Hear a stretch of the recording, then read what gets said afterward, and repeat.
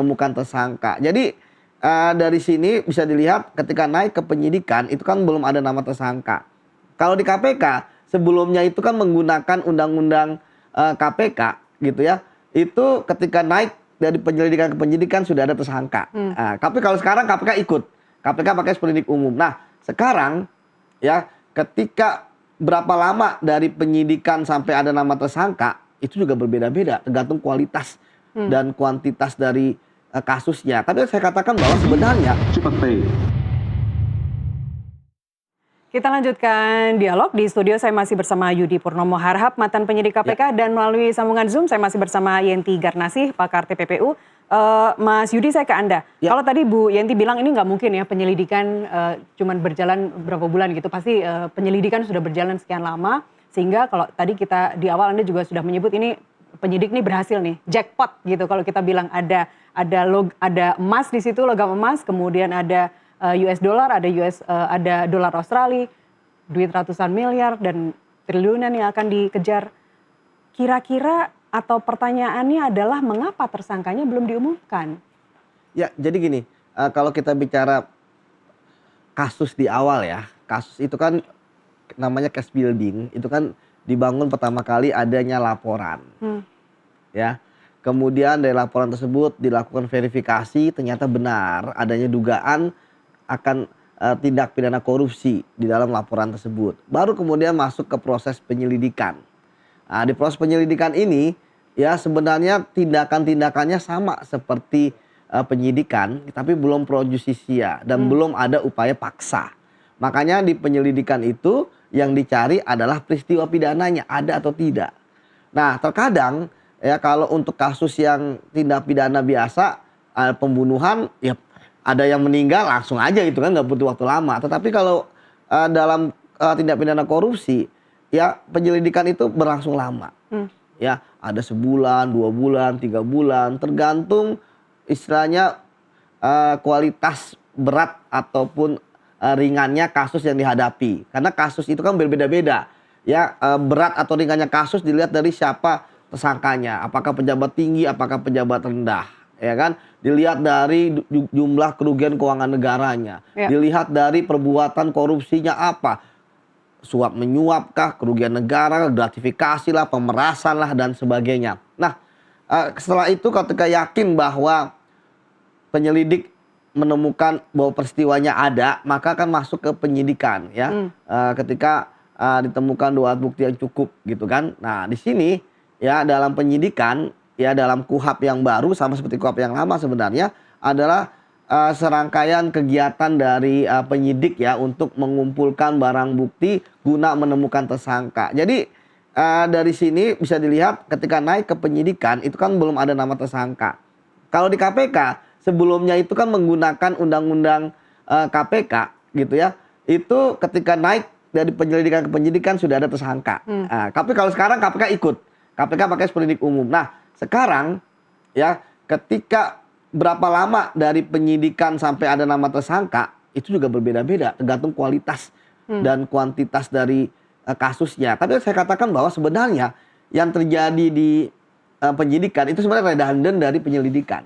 Sebenarnya arahnya sudah ada, calon tersangkanya sudah di kantong bahasanya, ya kan? Ya nanti. Kalau kondisi sekarang ada berapa TSK-nya? Nah, saya belum tahu ya berapa gitu ya, karena. Tapi yang pasti ada dari instansi pemerintahan, ada dari swasta. Ya siapa tahu itu. Tapi kalau bicara korupsi ya tentu yang dikedepankan itu pasti adalah ASN, penyelenggara negara atau pejabat itu gitu ya. Kalau pihak swasta dan sebagainya itu adalah bersama-sama ataupun bagian, tapi yang penting harus ada ininya dulu gitu kan, seperti itu. Nah sekarang apakah ke depannya ya ini cepat atau lambat? Kalau saya melihat dengan sudah kayanya akan banyak barang bukti, saya pikir memang tidak terlalu lama lagi lah. Apalagi kan bisa dipilah dari 3 kasus mana kasus yang sudah kuat. Ya, apalagi kalau ada kompes, saya pikir kalau ada kompes dari Polda Metro ya kita berharap bahwa itu ada salah satunya ya selain menyampaikan barang bukti dan sebagainya ada juga lah penetapan tersangka. Kita sambil lihat kondisi real time saat ini di Polda Metro Jaya, kita sama-sama saksikan ada banyak aparat yang bertugas menggunakan senapan laras panjang ini sudah seperti pengamanan kasus terorisme saja ini Mas Yudi. Memang benar bahwa korupsi termasuk extraordinary crimes begitu ya, tapi selama pengalaman Anda sebagai penyidik, pernah nggak melihat Polda diamankan seperti ini? Ya saya pikir kami juga waktu melakukan penggeledahan juga diamankan ya oleh pasukan dari kepolisian ya, dari Sabara misalnya gitu ya.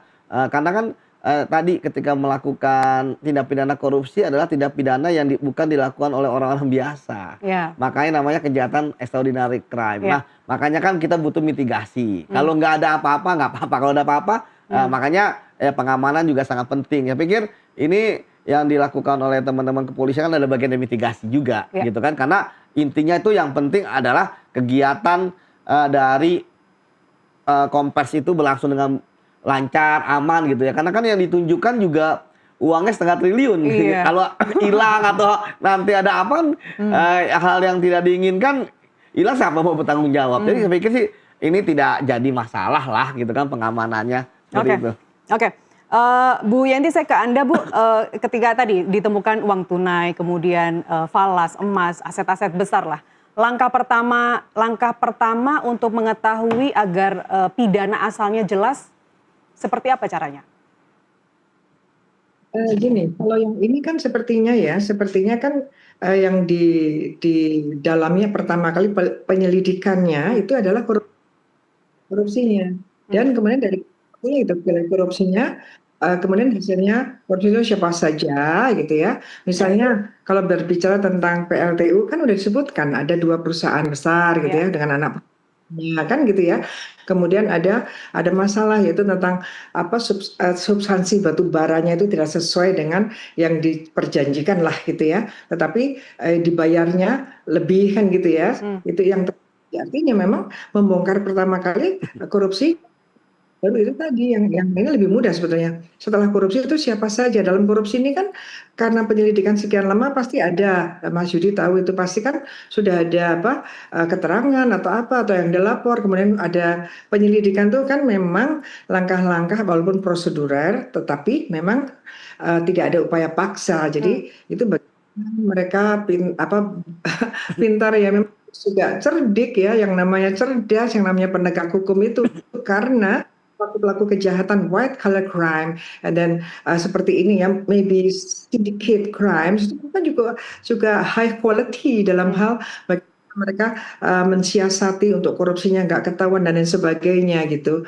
Nah itu pasti setelah itu dicari kemana, nah sehingga penyidik, kalau menurut saya ya, penyelidik kemudian menaikkan penyidikan itu sudah dia tahu bahwa dari korupsi ini ada TPPU ini, walaupun yang paling spektakuler dari tindak pidana pencucian uang yang muncul di dunia itu justru awalnya kita tidak tahu kejahatan asalnya apa, tetapi dengan suspicious orang tiba-tiba sangat kaya misalnya gitu ya, sangat kaya, kemudian kok ini ada misalnya dilihat ada perusahaan sepi dan sebagainya tapi eksis terus, kemudian ternyata orang-orangnya misalnya kok yang masuk ke sana begini-begini, ini kayaknya ada apa, itu baru penyelidikannya. Dari penyelidikan awal tuh ini sepertinya ada kejahatan TPPU ya, apalagi kalau ada transaksi yang mencurigakan yang muncul di laporan LHA-nya PPATK atau dari bank, ada orang-orang tertentu nih kok tiba-tiba transaksinya seperti ini, kita tidak tahu asalnya apa, tetapi dugaan awalnya adalah TPPU.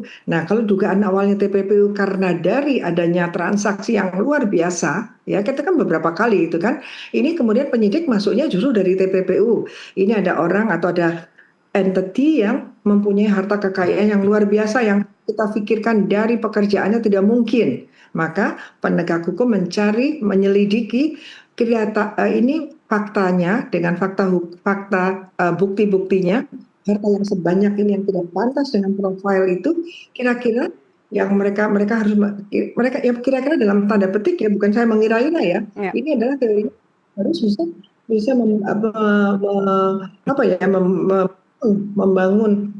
kemungkinan yang ada mereka itu dengan mereka itu akan berkaitan dengan kejahatan yang mana. Kalau dengan kejahatan ya mungkin perbankan. Kalau ini penegak hukum, ya mungkin korupsi. Kalau ini berkaitan dengan harta kekayaan dari pejabat, mungkin korupsi. Bisa jadi TPPU itu duluan ditengarai, tetapi baru kemudian mendapatkan korupsinya. Tetapi kalau membangun kasus ini sepertinya ada kejahatannya dulu oleh penyidik, yaitu bahwa ada permasalahan korupsi yang berkaitan dengan pengadaan batu bara dan masalah di Krakatau Steel dan Asabri, kemudian dikembangkan uang hasil. Bagaimana mereka bisa korupsi?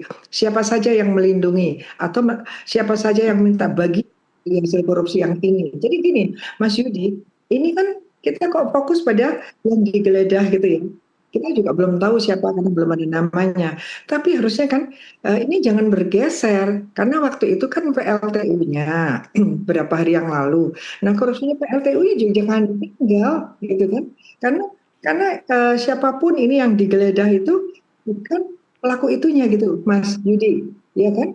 Misalnya hakim yang menerima suap. Jadi jangan hanya hakim menerima suap, tetapi kenapa hakim menerima suap? Disuap, kenapa ada penyuapan? Ini ada kasusnya. Kasusnya itu kasus apa? Jadi kita jangan fokus pada ini hanya ada Korupsi. siapapun orang. Iya, iya, korupsi, tapi siapapun orang hanya menerima gratifikasi atau menerima suap gitu ya, atau melawan hukum atau menyalahgunakan kewenangan. Untuk apa menyalahgunakan kewenangan? Untuk apa menaik gratifikasi? Apa yang diselamatkan dengan dia menerima gratifikasi? Bagi rakyat itu yang paling penting.